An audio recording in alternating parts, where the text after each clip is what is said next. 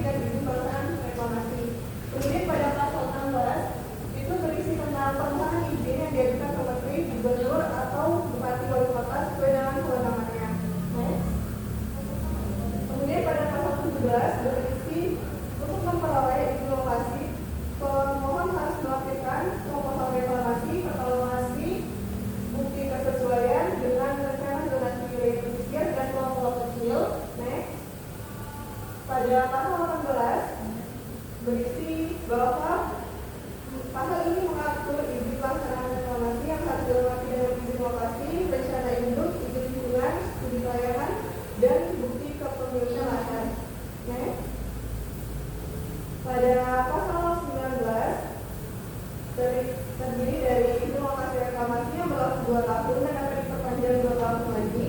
Jadi pelaksanaan reklamasi berlaku 5 tahun dan akan diperpanjang 5 tahun lagi. Dan jika keputusan perpanjangan diberikan dalam 14 hari kerja dan tidak mendapat keputusan, izin dapat diperpanjang secara otomatis.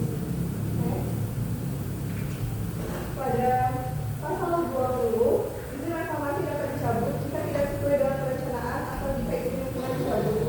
Kemudian di pasal 21 memuat ketentuan lebih lanjut mengenai perizinan reklamasi yang diatur oleh menteri, gubernur, atau bupati wali kota sesuai dengan kewenangan daerahnya. Kemudian yang di bab 4 itu ada pelaksanaan reklamasi. Pada bab ini memuat pasal 22 yang berisi tentang reklamasi harus dilakukan sesuai dengan perencanaan yang telah disusun pada pasal 3 sampai pasal 14. Kemudian reklamasi dapat dilakukan dengan 3 metode utama, yaitu pengurungan, pengeringan lahan, dan drainase. Kemudian untuk pasal 23 berisi bahwa pengurungan harus dilakukan dengan tahapan berikut. Yang pertama itu membangun tanggul yang memiliki area reklamasi, menebarkan material reklamasi secara bertahap, meratakan lahan reklamasi, membantu lahan dengan metode drainase vertikal, dan menambahkan lapisan tanah pasir atau musim. Pada pasal 24 itu berisi bahwa penggunaan lahan dilakukan dengan cara membangun tanggul kedap air di sekitar area reklamasi, memompa air keluar di area yang akan direklamasi, memadamkan tanah dasar agar stabil, dan membuat jaringan drainase untuk mengalirkan sisa air.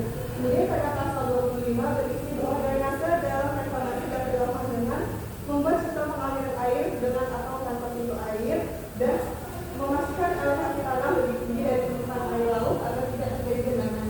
Selanjutnya akan disampaikan oleh Renata. Oke, selanjutnya untuk pasal 26 ini ada keberlanjutan kehidupan dan kehidupan masyarakat, di mana reklamasi ini tidak boleh merugikan masyarakat yang melanjutkan hidupnya pada ekosistem pesisir seperti nelayan, petani garam, ataupun masyarakat yang bergerak di sektor pariwisata. Jadi harus ada kajian dari dampak sosial untuk menunjukkan bahwa reklamasi ini memberikan manfaat ekonomi dan sosial bagi masyarakat sekitar dan bukan justru hanya menggusur atau menghilangkan sumber mata pencaharian mereka. Untuk studi kasusnya seperti yang tadi terlampir itu di reklamasi Teluk Jakarta ada banyak kritik karena dianggap mengabaikan keberlanjutan dari penghidupan nelayan. Kemudian yang kedua adalah keseimbangan antara kepentingan pemanfaatan dan kepentingan pelestarian fungsi lingkungan, pesisir, dan pulau-pulau kecil. Nah, di reklamasi ini harus dilakukan dalam pertimbangan pelestarian lingkungan, termasuk ekosistem laut, terumbu karang, mangrove, dan biota pesisir lainnya. Jadi nggak boleh kalau hanya mengejar kepentingan ekonomi seperti pembangunan properti ataupun industri tanpa mempertimbangkan dampak lingkungan secara jangka panjang.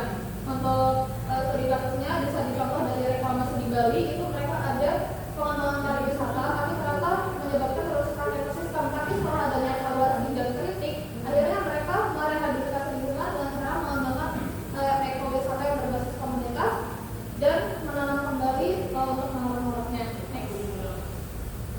Yang ketiga ada persyaratan teknis pengambilan, pengarukan, dan perlindungan material. Jadi untuk proses reklamasi ini itu harus mengikuti standar teknis yang ketat supaya tidak menimbulkan abrasi, sedimentasi berlebihan ataupun gangguan terhadap arus laut yang dalam merusak ekosistem.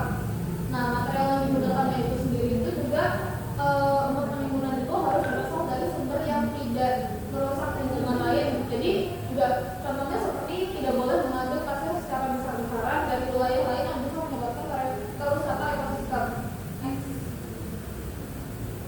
Nah, ini untuk pasal 27 itu yang pertama adalah memberikan akses kepada masyarakat menuju pantai. Jadi reklamasi itu tidak boleh menghilangkan hak masyarakat untuk akses ke pantai, terutama nelayan dan wisatawan. Jadi karena ada banyaknya kasus reklamasi yang membuat pantai itu menjadi kawasan yang privat, jika bertentangan dengan pasal 27 poin pertama.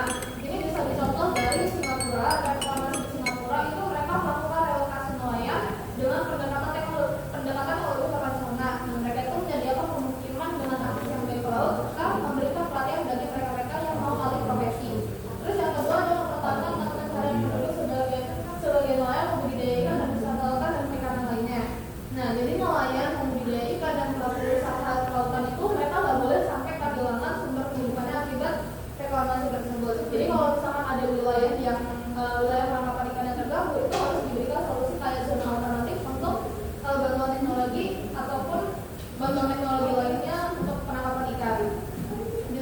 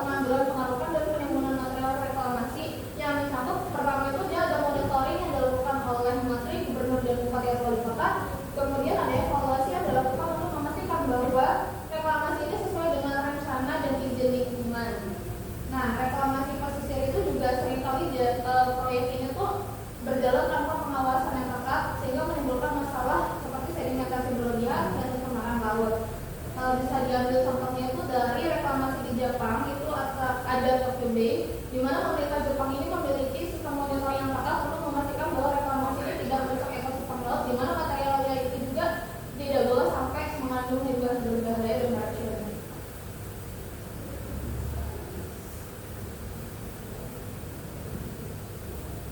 Selanjutnya ada pasal 31 tentang pengawasan oleh pemerintah.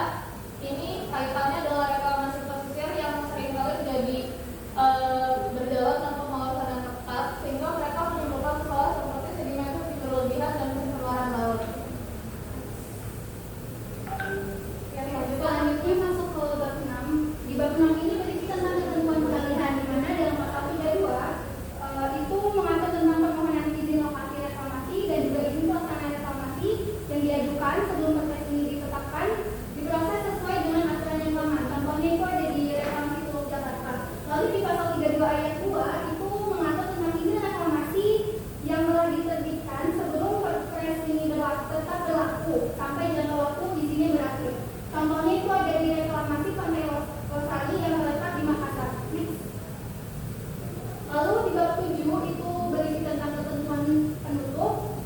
Ada dua pasal, pasalnya itu ada pasal 33 yang mengatur tentang semua peraturan perundang-undangan terkait reklamasi tetap berlaku selama tidak bertentangan dengan perpres ini. Contohnya itu ada di reklamasi Teluk Benoa terletak di Bali. Lalu di pasal 34 itu mengatur tentang peraturan presiden mulai berlaku sejak tanggal diundang-undangkannya, yaitu tanggal 6 Desember 2012. Contoh reklamasinya itu ada di Pulau G di Teluk Jakarta.